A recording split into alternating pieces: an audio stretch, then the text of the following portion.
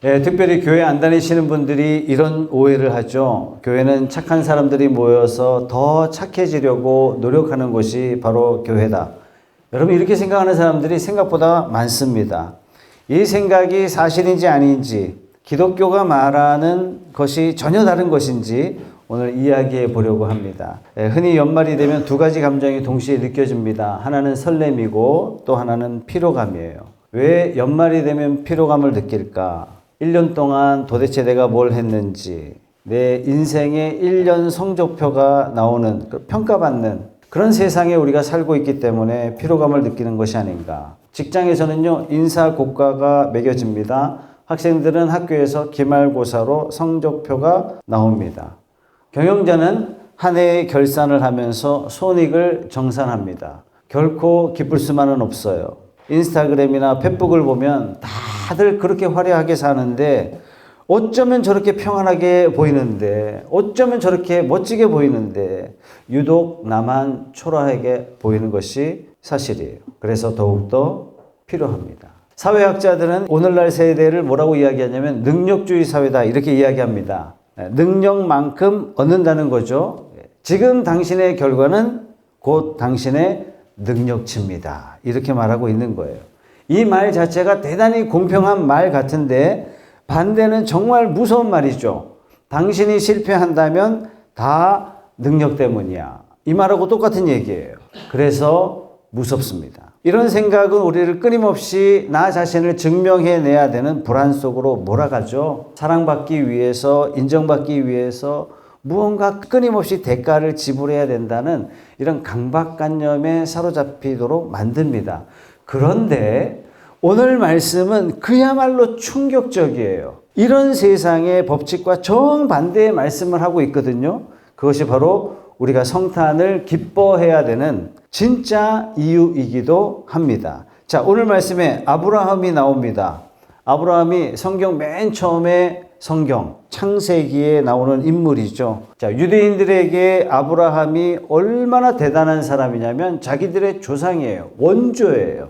출발이에요. 그래서 아브라함에 대한 유대인들의 시각은 완벽한 사람입니다. 도덕적으로 흠없는 사람입니다. 순종이면 순종, 헌신이면 헌신, 모든 분야에 있어서 최고의 인물은 누구냐? 아브라함입니다. 그래서 일반적으로 아브라함이 여러모로 훌륭한 삶을 살았기 때문에 하나님 앞에 복받았다, 이렇게 다 생각해요. 하지만 오늘 바울은 4절 말씀에 이런 비유를 들고 있어요.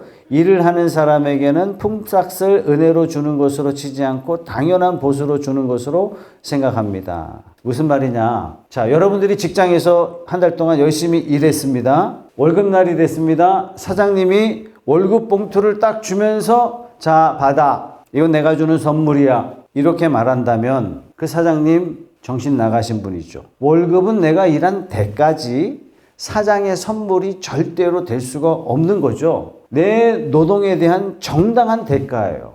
즉 보수예요. 내가 벌어들인 거예요. 콩 심은 데 콩 나고 팥 심은 데 팥 나는 게 당연하죠. 내 노동한 대가로 받는 것뿐입니다.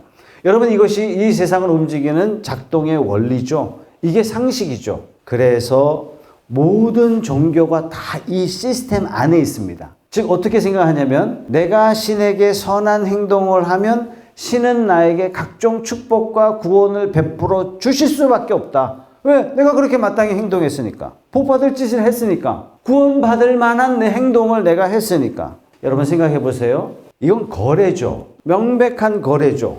뭔가 행한 것에 대한 대가죠. 그렇다면 축복과 구원은 누가 주신 거예요? 말이 하나님이 주신 것이지 실제적으로 내가 축복과 구원을 받아들일 만한 행동을 했기 때문에 축복과 구원은 누가 얻어냈느냐?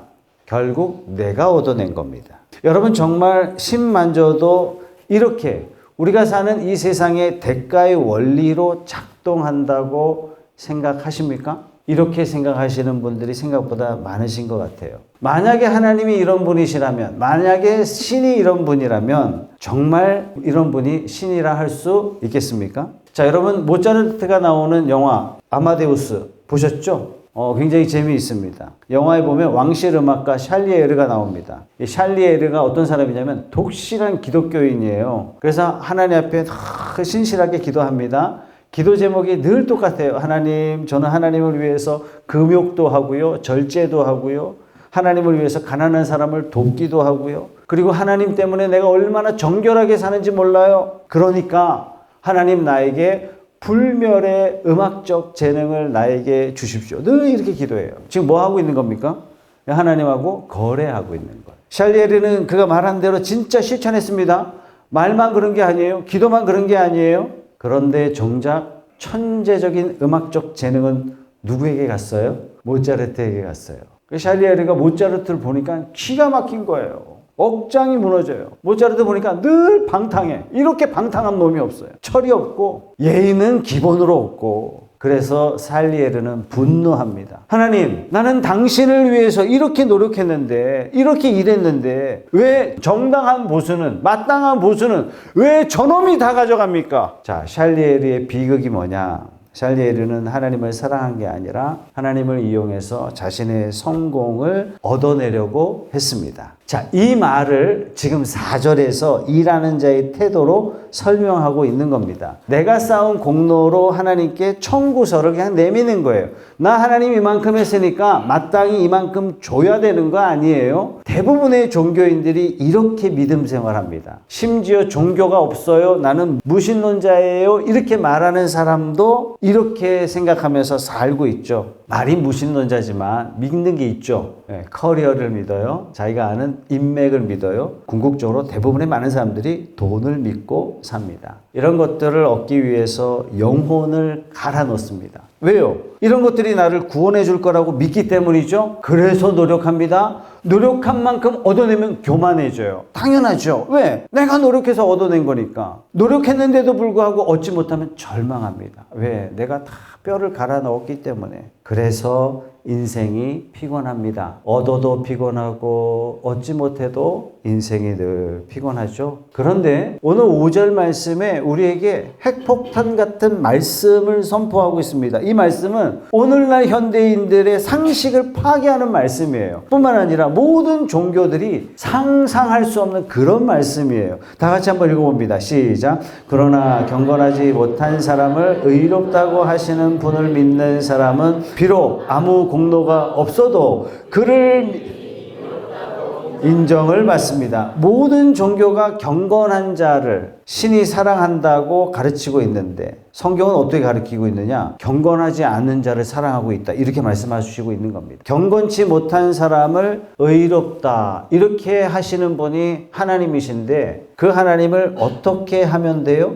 그분을 믿기만 하면 됩니다. 다른 말로 아무 공로 없어도 행한 게 없어도 일한 게 없어도 의롭다고 인정받을 수 있습니다. 이것이 바로 기독교라는 얘기죠. 자, 인생 마지막에 여러분의 장보를, 인생 장보를 다 펼쳤다고 생각해 봅시다. 거기에는 나의 실패가 있고 죄가 있고 실수가 있고 고난이 있고 좌절이 있고 아픔이 있고 이기심이 있어요. 말하자면 내 인생 장부에 전부 다 마이너스예요. 그런데 하나님께서 예수 그리스도의 십자가를 보시고 갑자기 여러분의 장부에 의로움, 거룩함, 사랑하는 내 아들 장부를 다시 고쳐 써주신 거예요. 여러분이 실제로 의로운 행동을 한 게 아닙니다. 실제로 여러분들이 거룩한 행위를 했기 때문에 그런 것이 아닙니다. 사실상 우리의 장부는 엉망진창이지만 하나님께서 예수 그리스도의 명의로 된 그 괴자에 예수님의 이름을 지우시고 여러분의 이름을 고쳐 써 주신 겁니다. 이것이 기독교가 말하는 구원입니다. 기독교가 말하는 복음은 좋은 사람이 되세요. 복 받을 겁니다. 이런 말이 절대로 아닙니다. 왜 기독교가 기쁜 소식이냐? 왜 기독교가 다른 말로 복된 소식이냐? 당신의 죄의 빚은 다 갚아졌습니다. 저 아무것도 한 게 없는데요. 네, 예수님이 다 해주셨습니다. 이것이 기독교입니다. 빅토르 위고의 레미제라블에 보면 장발장이 나오지 않습니까? 장발장이 전과자예요. 경건치 못한 자의 표상이죠. 은초대를 훔치다가 형사 자베르에게 잡혀옵니다. 자베르가 아주 정말 잔인한 사람이에요. 붙잡아 가면 되는데 확인까지 하죠. 장발장은 세상의 원칙으로 본다면 당연히 감옥 가야죠. 그런데 장발장을 다 보더니 미리엘 주교가 이런 말을 합니다. 아니 내가 은접시도 줬는데 은접시는 왜 안 가져갔어? 이 말이 뭐죠? 경건치 않음을 경건함으로 한순간에 바꿔주고 있는 거예요. 죄인이라는 라벨을 강제적으로 떼고 경건함이라는 라벨을 강제적으로 붙여주고 있는 겁니다. 저는 개인적으로 이 작품을 읽으면서 정말 유심히 마음 졸이면서 봤던 사람이 자벨이에요. 우리가 다 이 세상이 다 자벨 같은 마음으로 살지 않습니까? 제가 예외이겠습니까? 결국은 자벨가 이해하지 못한 게 딱 한 가지입니다. 하나님의 거저 주시는 선물을 이해하지 못했어요. 자벨의 한계는 결국 뭐가 한계였느냐? 하나님의 은혜를 이해할 수 없었습니다. 결국 생강에 자신의 몸을 던져 자살하고 말죠. 하지만 장발장은 이 압도적인 선물 앞에 완전히 부서지고 말죠. 이 순간부터 장발장이 완전히 새로운 사람으로 거듭나게 됩니다. 자, 여러분 생각해 보세요. 장발장이 착하게 살아서 새로운 사람이 된 게 아닙니다. 그가 선한 일을 했기 때문에 그것이 쌓여가지고 환골탈태한 게 아닙니다. 다른 말로 착하게 살아서 구원받은 게 아니란 얘기예요. 구원받았기 때문에 착해진 거예요. 용서받았기 때문에 착하게 살게 된 거예요. 상식적으로 많은 사람들이 이렇게 생각합니다. 먼저 착하게 살고 먼저 노력하고 먼저 공을 들인다면 하나님의 마음이 움직이실 것이다. 지성이면 감천이다. 이게 뭐죠? 이게 대가의 원리예요. 꽤 합리적이죠. 그런데 이 기독교 원리는요, 이거하고 완전히 반대예요. 완벽하게 반대입니다. 그래서 나는 기독교인이 되었습니다. 이 말은 나는 도덕적으로 성경에 맞게 합당하게 살았습니다. 저는 경건한 사람입니다.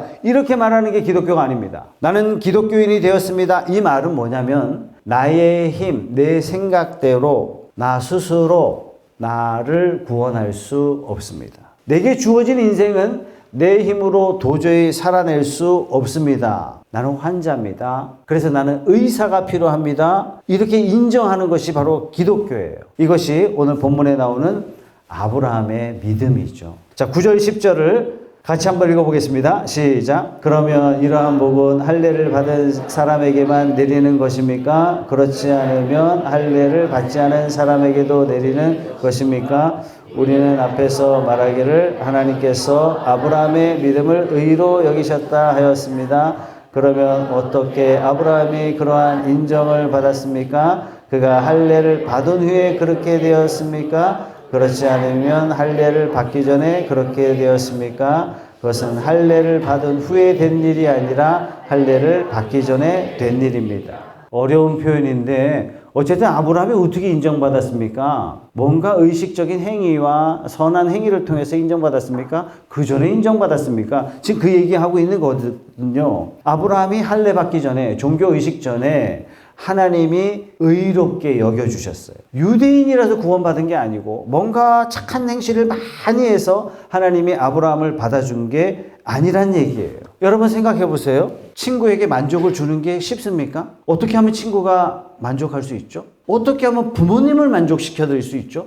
우리는 생각해 보면 늘 아무리 잘해도 부모님 앞에 늘 불효자잖아요. 그죠? 여러분, 여러분의 사장님은 어떻게 만족시켜 드릴 수 있어요? 회장님은 어떻게 만족시켜 드릴 수 있어요? 여러분, 대통령은 어떻게 만족시켜 줄 수 있어요? 하물며 우리가 하나님은 어떻게 만족시켜 드리죠? 불가능해요. 우리가 신을 만족시켜서 내가 의롭게 된다. 이거는 완벽하게 불가능한 일입니다. 불교에서 공을 들여서 극락을 간다. 이건 불가능한 얘기죠. 우리가 외적으로 공을 들인들 하나님은 우리의 외형만 보시는 것이 아니라 우리의 내면까지 훤히 들여다보시기 때문에 우리 내 마음속에 사실상 숨어있는 악한 동기도 다 아시는 그 하나님을 우리가 어떻게 하나님을 만족시켜 드릴 수 있을까요? 오히려 만족시켜 드릴 수 있다고 빡빡 우기는 사람이 이상한 사람이죠. 우리가 행하는 노력, 도덕, 어떤 성취라는 것은 이 사다리가 아무리 길어도 짧아요. 하나님께 도달할 수가 없어요. 그래서 하나님이 내려오셨습니다. 이것이 성탄절입니다. 1914년 세계 1차 대전 당시에 프랑스 정선에서 독일군과 영국군이 싸움을 합니다. 실제 일어난 사건이고 이것이 영화로 만들어진 것이 메리 크리스마스예요. 독일군과 영국군 서로 죽고 죽이는 참호 속에서 맹렬한 전투가 끊이지 않습니다. 살기 위해서 죽여야 했고 죽지 않기 위해서 그냥 죽여야 했어요. 그런데 성탄절 전날 독일군 참호 속에서 노래가 들립니다. 고요한 밤 거룩한 밤. 영국군도 따라 부릅니다. 병사들이 무기를 내려놓습니다. 참호 밖으로 나와서 악수를 합니다. 선물을 주고받습니다. 서로 포옹합니다. 함께 축구를 했어요. 도대체 무엇이 이들로 하여금 그 잔인한 전쟁을 멈추게 했을까요? 이들이 갑자기 도덕적으로 훌륭해져서 우리 잠시만 무의미한 죽음은 잠시 멈춰두고 잠시 우리가 레크레이션을 즐깁시다. 이렇게 했을까요? 아니에요. 아기 예수님이 이 땅에 오심이라는 이 거대한 선물이 그들의 마음에 들어오면서 전쟁의 논리가 잠시 중단된 거죠. 예수님이 이 땅에 오셔서 우리가 받아야 할 심판을 십자가에서 대신 받으셨습니다. 그리고 그분이 마땅히 누려야 할 아들로서의 권리를 믿는 자에게 그냥 이체시켜 주셨어요. 이것이 바로 크리스마스의 가장 위대한 선물입니다. 혹시 오늘 성탄 기념 예배를 드리는 중에 내 인생은 왜 이렇게 고달프고 힘든가 이렇게 생각하시는 분 계십니까? 내가 더 잘해야만 사랑받을 수 있다는 세상의 소리에 지쳐있는 분 계십니까? 그렇다면 오늘 아브라함처럼 자신의 노력을 내려놓고 하나님이 성탄해 주신 선물을 바라봐야 돼요. 아브라함은 자신의 이력서를 꺼내놓지 않았습니다. 하나님, 내가 고향 떠날 때 얼마나 고생했는 줄 아세요? 선조들이 물려놓은 어마어마한 유산들 내가 그 다 포기했는데 아브라함은 그렇게 말하지 않았어요. 하나님, 갈 바를 알지 못하고 나간다는 이 불안감이 얼마나 두려운지 하나님 아십니까? 그럼에도 불구하고 내가 뛰쳐나왔습니다. 그렇게 아브라함이 말하지도 않았습니다. 너는 집을 떠나라 그랬을 때 조카 롯이 꾸역꾸역 쫓아왔어요. 네, 아브라함은 롯을 정말 잘해줬습니다. 하나님, 내가 조카 롯을 얼마나 잘해줬는지 하나님 아시지요? 그러니 저를 축복해 주셔야 돼요. 만약에 아브라함이 이렇게 말했다면 아브라함은 하나님과 거래하는 관계가 되고 말았을 것입니다. 대신에 아브라함은 자신의 무능을 인정했어요. 하나님, 저 많이 늙었습니다. 하나님, 힘이 없습니다. 지혜도 없습니다. 재산도 없습니다. 능력도 없습니다. 하나님, 저 아무것도 없습니다. 그때 하나님께서 내 자손을 밤하늘의 별처럼 많아지게 할 것이다. 아브라함이 한 것은 딱 한 가지. 이 하나님의 선언을 믿고 나아갔습니다. 여러분, 이게 기독교예요. 내가 이만큼 살았는데 이 정도 했으면 하나님은 당연히 나에게 복 주셔야지. 이런 마음이 여러분들에게 조금이라도 있었다면 다 내려놓으세요. 반대로 나는 이것밖에 안 돼. 나는 이것도 못하고 저것도 못하고 이게 부족하고 저게 부족하고 이런 자책의 목록을 가지고 계시다면 이것도 내려놓으세요. 이 두 가지는요, 다 나를 바라보는 시각에서 만들어진 허상입니다. 기독교는 당신이 신을 위해서 무엇을 해야 하는가 말하는 종교가 기독교가 아닙니다. 하나님이 당신을 위해서 무엇을 하셨는지 말해주는 종교가 기독교입니다. 여러분들이 만약 물에 빠졌다면 가장 먼저 해야 될 일은 수영 강습받는 게 아니죠. 아무것도 할 수 없어요. 구조대원의 손길을 붙잡는 거예요. 성탄절은 구조대원으로 오신 예수님, 그 예수님 앞에 나는 부족합니다. 나는 내 인생을 살릴 수 없습니다. 나는 경건치 못합니다. 예수님의 손만이 유일한 방법입니다. 나를 위해 오신 예수님을 신뢰하는 것, 주님 신뢰합니다. 이 고백 하나면 우리 하나님은 만족하십니다. 사랑하는 성도 여러분, 예수 그리스도라는 이 놀라운 선물은 포장지에 쌓아둔 채 두기에는 너무나 아깝습니다. 여러분, 마음의 문을 여시고 예수님을 더 깊이 받아들이십시오. 일하지 않았어도 의롭다 하시는 그 은혜가 여러분 올 한 해 실패가 있었고 아픔이 있었고 좌절이 있었을지라도 이것들을 다 덮고도 남음이 있을 줄 믿습니다.